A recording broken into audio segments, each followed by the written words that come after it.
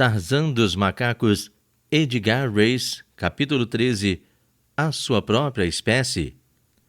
Na manhã seguinte, Tarzan, ainda ressentido das feridas que sofrera na luta com Terkoz, partiu para oeste, na direção do mar. Viajou lentamente, dormindo na selva nessa noite, e chegou à barraca na manhã seguinte.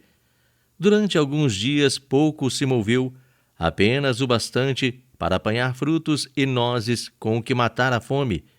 Ao cabo de 10 dias estava completamente restabelecido, conservando, no entanto, a marca, ainda não cicatrizada por completo, da dentada que Terkoz lhe dera na cabeça.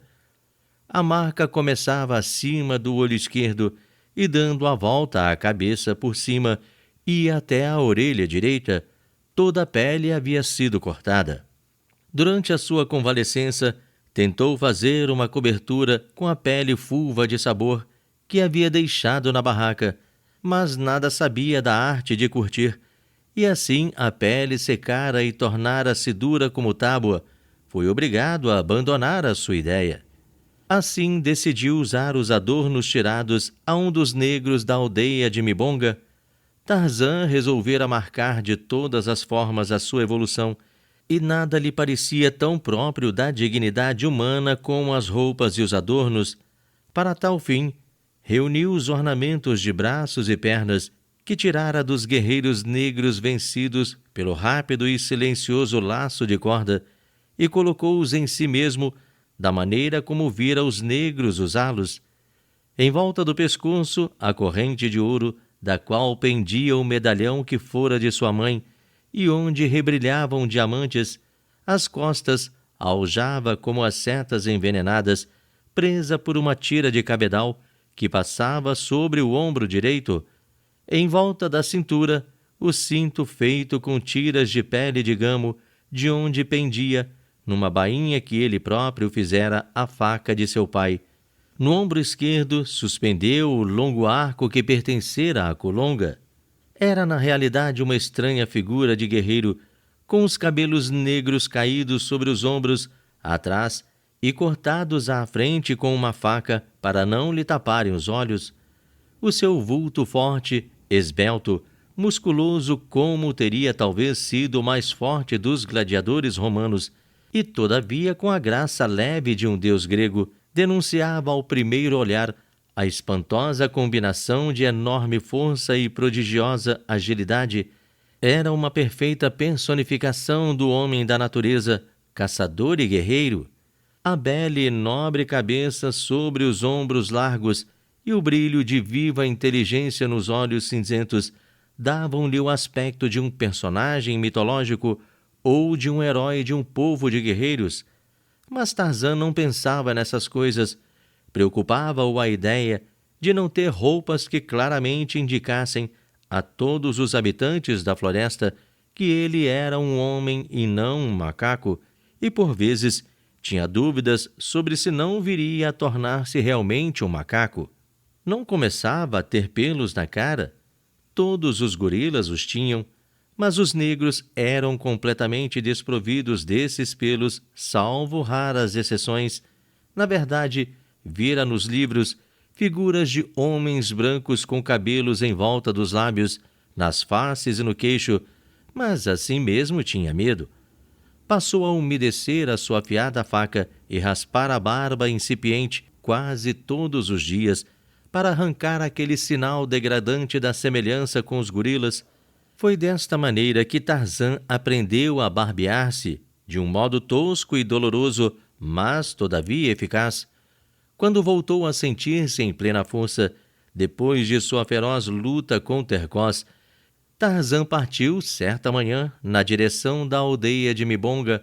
Caminhava descuidadamente ao longo de uma trilha da selva, em vez de saltar de ramo em ramo, quando de súbito se encontrou frente a frente com um guerreiro negro. A expressão de surpresa na cara do selvagem foi quase cômica, e antes que Tarzan pudesse empunhar o seu arco, o negro voltou-se e fugiu desesperadamente, gritando como para avisar outros que vinham atrás. Tarzan saltou para os ramos em perseguição, e momentos depois avistava os vultos que corriam como doidos. Eram 3 e fugiam em fila, uns atrás dos outros, através do mato denso. Tarzan passou-lhes à frente com facilidade, sem que os negros percebessem a sua silenciosa passagem por cima deles e sem que vissem, instantes mais tarde, o vulto curvado sobre um ramo na sua frente. Tarzan deixou passar os 2 primeiros, mas quando o terceiro corria embaixo, ofegante, a corda silenciosa enroscou-se no pescoço do negro. Um rápido puxão esticou a corda. A vítima soltou um brado de agonia e os outros voltaram-se para verem o companheiro subir no espaço como por magia e desaparecer lentamente entre a folhagem de uma árvore, gritando de pavor. Retomaram a corrida com ainda maior velocidade, se isso lhes fosse possível. Tarzan acabou com a vida do prisioneiro rápida e silenciosamente, tirou-lhe as armas e os adornos e, com encantada satisfação, apoderou-se de uma espécie de tanga em pele de gamo que vestiu imediatamente. Agora, na verdade, estava vestido como um homem devia estar. Ninguém poderia pôr em dúvida a sua origem.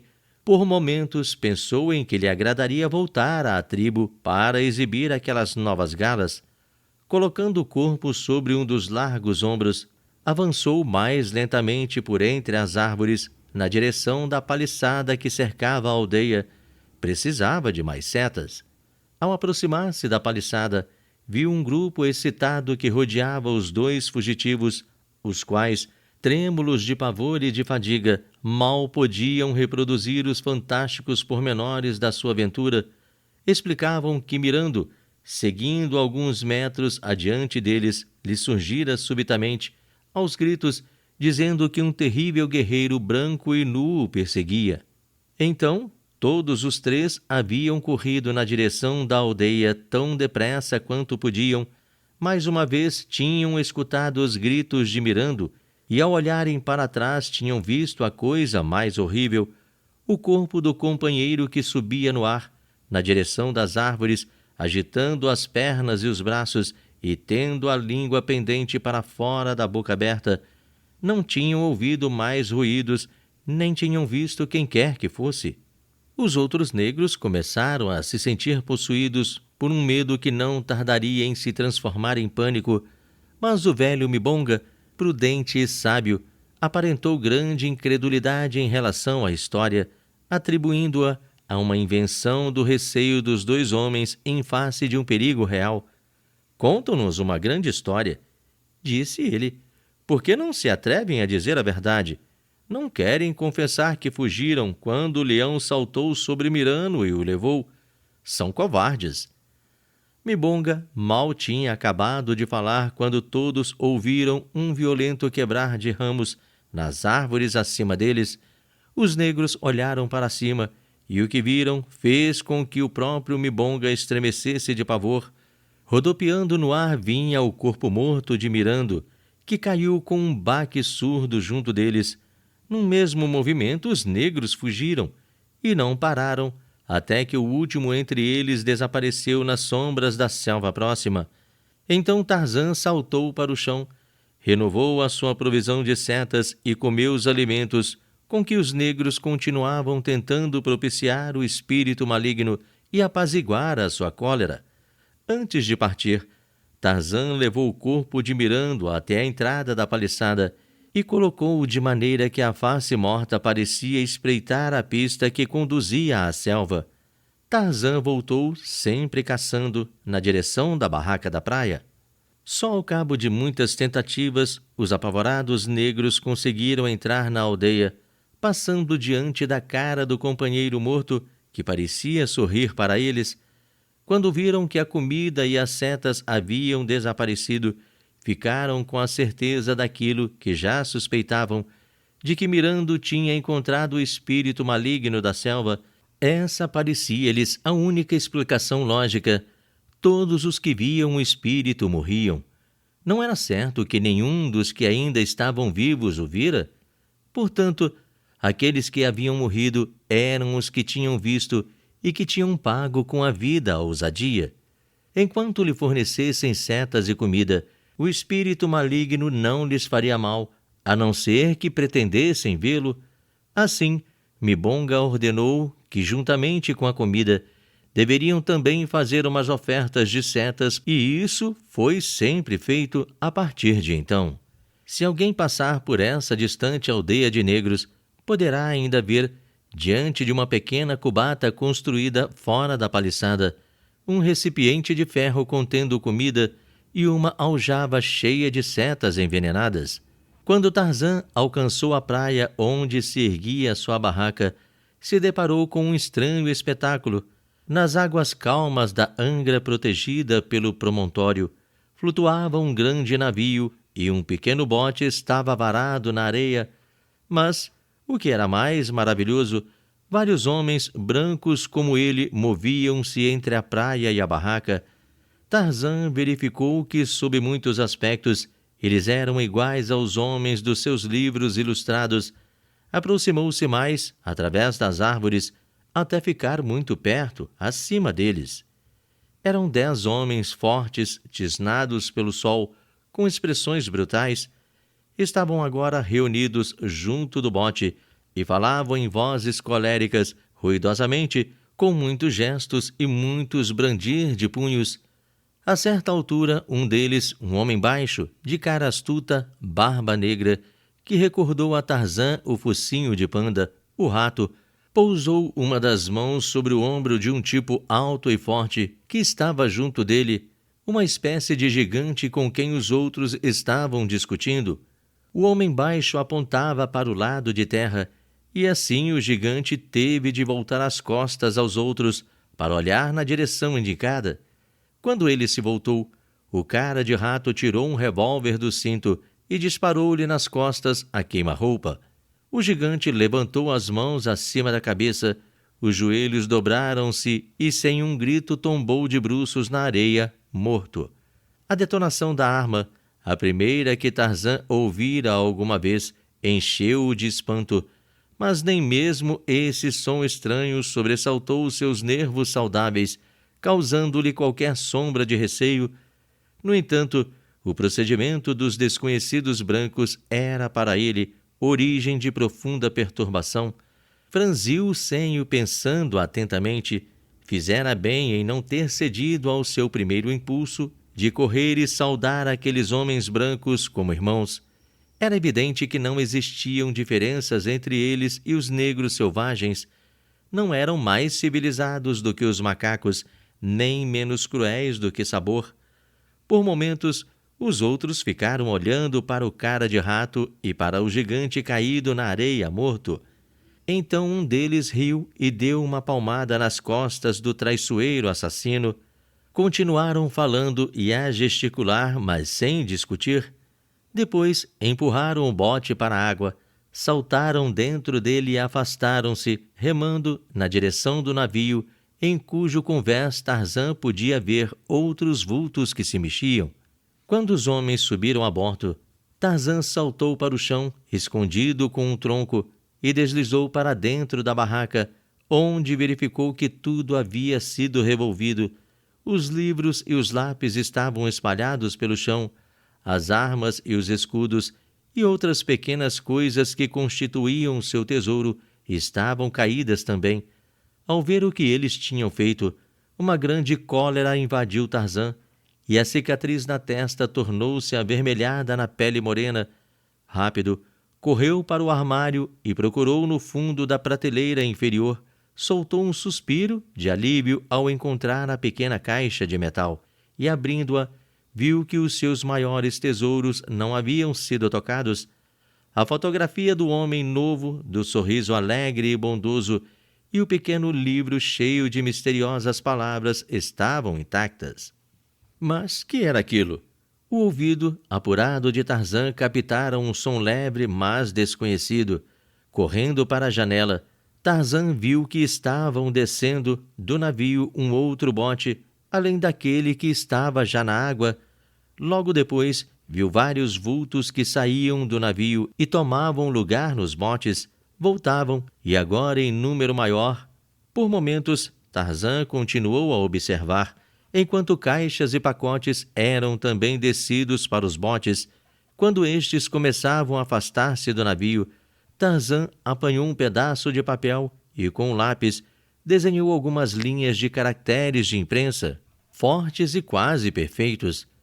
Pregou o papel na porta da barraca com uma lasca de madeira aguçada e, apanhando a sua preciosa caixa, as setas, tanto os arcos e lanças quantos podia transportar, transpôs a porta e desapareceu na floresta. Quando os 2 barcos vararam na areia dourada, uma estranha mistura de gente desembarcou. Eram cerca de 20 criaturas ao todo, 15 delas com a rude e brutal aparência de homens do mar. As outras 5 eram de uma espécie bem diferente. Uma era um idoso com cabelos brancos e óculos de aros grossos. Os seus ombros, ligeiramente curvados, estavam envolvidos num casaco comprido, mal ajeitado ao corpo, mas de imaculada limpeza, e usava um lustroso chapéu de seda que acrescentava mais ainda a incongruência do traje numa selva africana. O segundo membro do grupo era um homem novo e alto, vestido de branco, e logo atrás dele vinha outro sujeito idoso, de testa muito alta e modos excitados. Depois destes vinha uma negra corpulenta, vestida de cores berrantes. Os seus olhos grandes moviam-se num terror evidente, primeiro fitando a selva e a seguir fitando os marinheiros que descarregavam as caixas e pacotes vindos no barco. O último componente do grupo era uma jovem com cerca de 19 anos e foi o rapaz de branco à proa do bote quem a levantou no ar e a depôs brandamente sobre a areia seca. Ela esboçou um lindo e corajoso sorriso de agradecimento, mas nenhum deles falou. Em silêncio, todo o grupo avançou na direção da barraca.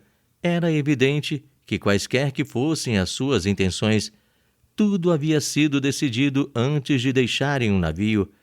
Aproximaram-se da porta da barraca, os marinheiros transportando as caixas e os pacotes, e mais atrás os outros 5, tão diferente deles. Os marinheiros pousaram as cargas, e então um avistou o aviso que Tarzan colocara. "Que é isto aqui, camaradas?" exclamou ele.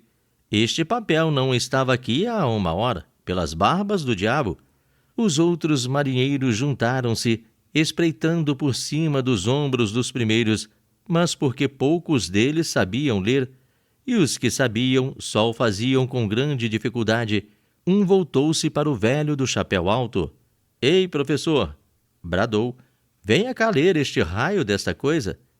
O sujeito idoso aproximou-se devagar do grupo de marinheiros, seguidos pelos outros 4, ajeitou os óculos, olhou para o papel e afastou-se, murmurando em voz baixa: "Notável, muito notável." Velho fóssil!" gritou o marinheiro que o havia chamado. "Você pensa que o chamei para você ler para si? Venha cá e leia em voz alta, velho lagostim." O sujeito idoso parou e logo voltou para trás, dizendo: Claro, com certeza, meu caro. Mil desculpas. Foi uma distração minha, evidentemente. Notável, muito notável." Voltou a ler e, sem dúvida, teria se afastado novamente se o marinheiro não agarrasse pela gola, berrando: "Leia em voz alta, velho idiota de uma figa." Claro, claro, com certeza, balbuciou o professor, ajeitando outra vez os óculos antes de ler em voz alta: "Esta é a casa de Tarzan, vencedor de feras e de muitos negros. Não estraguem as coisas que pertencem a Tarzan. Tarzan vigia. Tarzan dos macacos." "Mas quem raio é Tarzan?" grunhiu o marinheiro que até então tinha falado. "É evidente que fala inglês", comentou o jovem vestido de branco. "Mas que quer dizer Tarzan dos macacos?" Quase chorou a moça. "Não sei, Miss Porter", respondeu o jovem, "a não ser que tenhamos encontrado um macaco fugido do zoo de Londres que trouxesse uma educação inglesa para o seu lar na selva. Que lhe parece, professor Porter?" acrescentou, voltando-se para o homem idoso. O professor Arquimedes, que Potter voltou a endireitar os óculos. Claro, realmente, Sim, claro, muito notável. Mas nada mais posso acrescentar ao que já disse para elucidar este caso momentoso. E o professor voltou-se lentamente na direção da selva. Mas, pai, exclamou a moça, você ainda não disse nada. Tu, criança, tu, respondeu o professor num tom bondoso e indulgente. Não se preocupe a sua linda cabecinha com complicados e absurdos problemas. E de novo se afastou, devagar, mas agora em outra direção, os olhos fitos no terreno a seus pés, as mãos cruzadas sob as abas do fraque. Eu penso que o velho imbecil não sabe mais do que nós, declarou o marinheiro que tinha cara de rato. Fale delicadamente, bradou o jovem, empalidecendo de cólera ao ouvir as palavras insultantes do marinheiro. Vocês assassinaram os nossos oficiais e roubaram-nos. Nós estamos em vosso poder, mas você vai tratar o professor Potter e Miss Potter com o devido respeito, ou o mato com as minhas mãos, quer esteja armado, quer não. E o jovem aproximou-se tanto do cara de rato que este, embora armado com 2 revólveres e uma faca, recuou. Não passa de um miserável covarde, e não se atreveria a disparar sobre alguém a não ser pelas costas. Não se atreve a disparar contra mim, mesmo nessas condições, concluiu o rapaz, voltando as costas ao marinheiro e afastando-se tranquilamente para o experimentar. A mão do marinheiro deslizou sorrateira para a coronha de um de seus revólveres. Os olhos malévolos fitavam com raiva as costas do jovem inglês. Os seus companheiros fitavam-no, mas ele hesitava ainda. No fundo, era ainda mais covarde do que William Cecil Clayton julgara. 2 olhos atentos vigiavam todos os movimentos do grupo, porque entre a folhagem de uma árvore próxima, Tarzan vira a surpresa causada pelo seu aviso, e embora não pudesse entender a linguagem falada daquela gente estranha, os gestos e as expressões diziam-lhe muito. O ato do cara de rato, ao matar pelas costas um de seus companheiros, provocara uma forte hostilidade em Tarzan, e agora que o vira discutir com aquele jovem de tão bom aspecto, a sua animosidade acentuava-se ainda mais.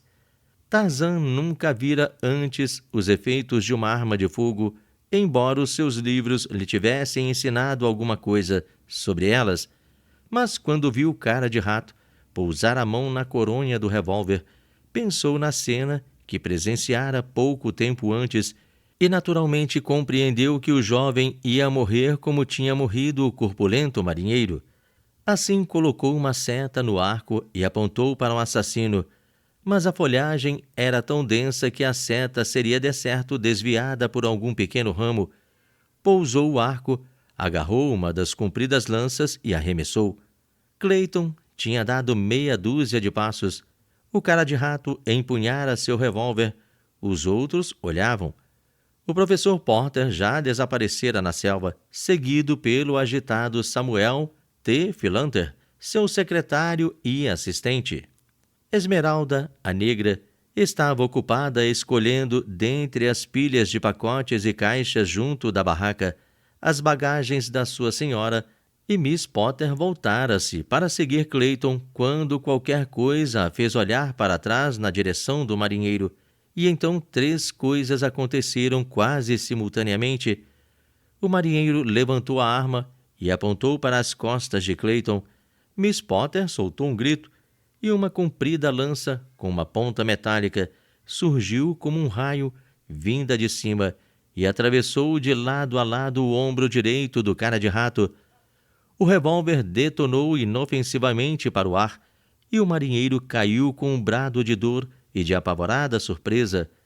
Clayton voltou-se e correu. Os outros marinheiros de armas em punho tinham se agrupado aterrorizados e olhavam para a selva. O ferido gemia e retorcia no chão. Clayton, sem que o vissem, apanhou o revólver caído e meteu-o sob a camisa. Depois fez como os marinheiros e olhou espantado na direção da floresta.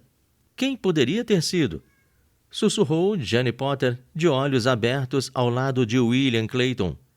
Suponho que Tarzan dos Macacos está realmente alerta, respondeu num tom de dúvida. Mas, na verdade, não sei para quem seria apontada aquela lança. Se foi para Snips, então o homem da selva é de fato um amigo. Mas, por Deus, onde estão o seu pai e o Sr. Philanter?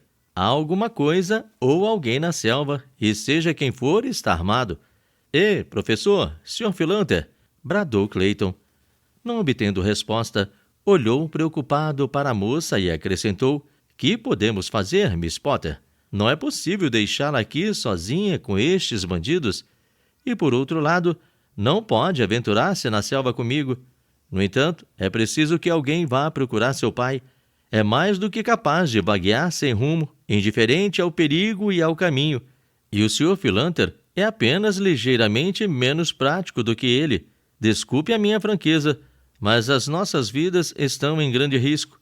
E quando conseguirmos encontrar seu pai, é preciso fazer alguma coisa que lhe dê a entender os perigos a que se expõe e a expõe também em consequência da sua distração permanente.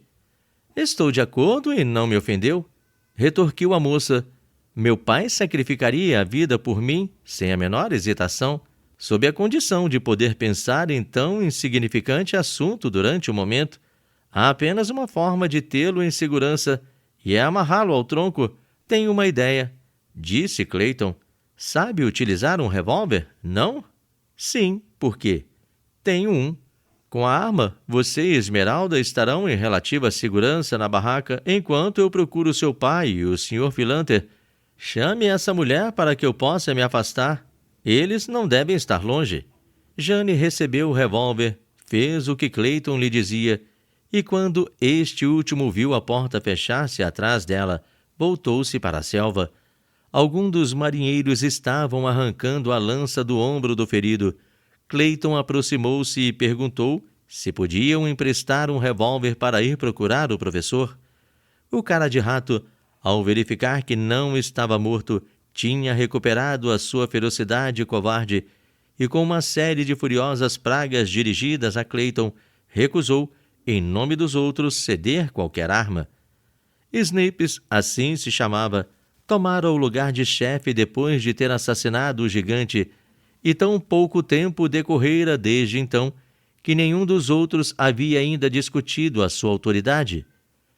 A única resposta de Clayton foi um encolher de ombros, mas antes de partir, apanhou a lança que ferira Snips e, armado dessa maneira primitiva, o filho do então Lord Greystock internou-se pela selva densa. Repetidas vezes chamou em voz alta pelos desaparecidos. As duas mulheres, na barraca da praia, ouviram a sua voz afastar-se gradualmente, até ser abafada pelos 1000 ruídos da floresta primitiva. Quando o professor Potter e seu assistente Philander, depois de muita insistência por parte do segundo, retomaram finalmente o caminho que supunham conduzir à praia, estavam completamente perdidos no labirinto selvagem da floresta densa, tão perdidos quanto era possível a qualquer criatura humana, embora ambos o ignorassem. Foi por simples acaso da sorte que tomaram a direção da costa ocidental, em vez de se encaminharem para Zanzibar, no outro lado do continente negro, quando algum tempo depois chegaram a uma praia. Não conseguiram avistar qualquer barraca, nem sinais de vida. Philander tinha certeza de que se encontravam a norte do lugar de onde haviam partido, quando na verdade estavam apenas a 200 metros para o sul desse ponto.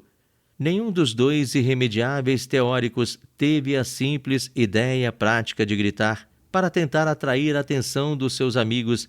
Em vez disso, com a perfeita segurança que o raciocínio dedutivo, mesmo a partir de uma base errada, dá a quem o pratica, o Sr. Samuel T. Philander agarrou o braço do professor Arquimedes Q. Potter e conduziu-o para o sul, apesar de débeis protestos do velho cientista.